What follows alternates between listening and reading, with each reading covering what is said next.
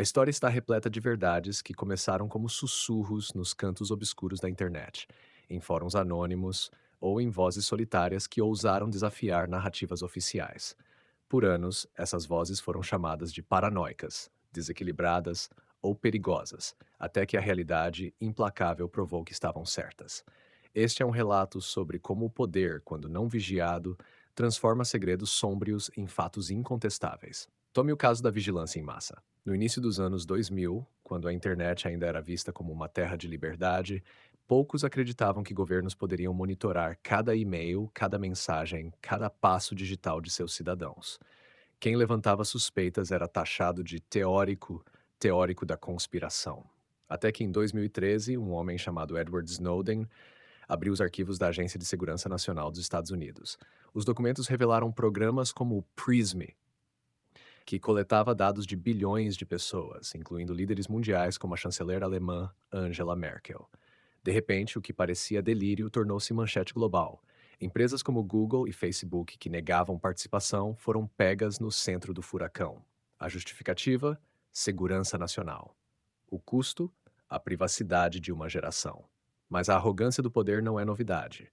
Entre 1932 e 1972, o governo dos Estados Unidos conduziu um dos experimentos mais cruéis da medicina moderna. 600 homens negros pobres do Alabama, muitos deles analfabetos, foram diagnosticados com sífilis e prometidos tratamento gratuito. Em vez disso, tornaram-se cobaias. Mesmo após a descoberta da penicilina que curava a doença, os médicos negaram-lhes o remédio.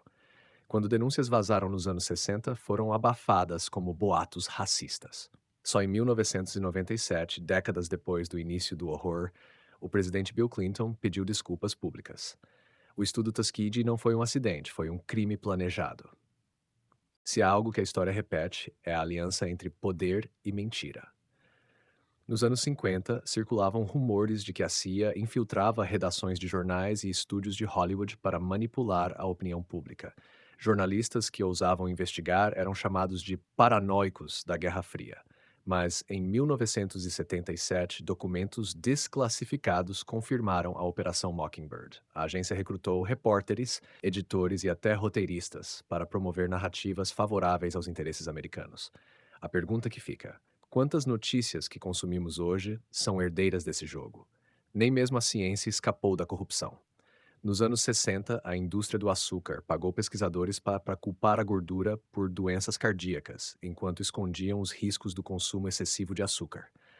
Por décadas, críticos foram chamados de anticapitalistas ou alarmistas. Só em 2016, documentos internos vazados provaram a fraude. Políticas públicas, dietas recomendadas e até pirâmides alimentares foram moldadas por uma mentira bilionária. O resultado? Epidemias de obesidade e diabetes, enquanto executivos lucravam. Em 2020, um vírus parou o mundo. Quando as primeiras suspeitas surgiram sobre um possível vazamento do laboratório de Wuhan, a reação foi rápida e brutal. Plataformas censuraram posts, cientistas assinaram cartas condenando a teoria sem base e governos acusaram críticos de espalhar desinformação. 3 anos depois, porém, o FBI e o Departamento de Energia dos Estados Unidos admitiram: o vazamento acidental é uma hipótese plausível.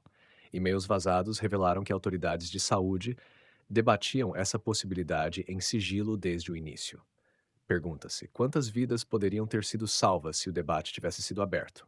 E há casos que revelam o núcleo podre das elites. Por anos, as histórias sobre Jeffrey Epstein, suas ilhas privadas, suas festas com bilionários e políticos, eram tratadas como fofocas de tabloides. Em 2019, sua morte na cela e a divulgação de documentos expuseram nomes como Bill Clinton e Prince Andrew.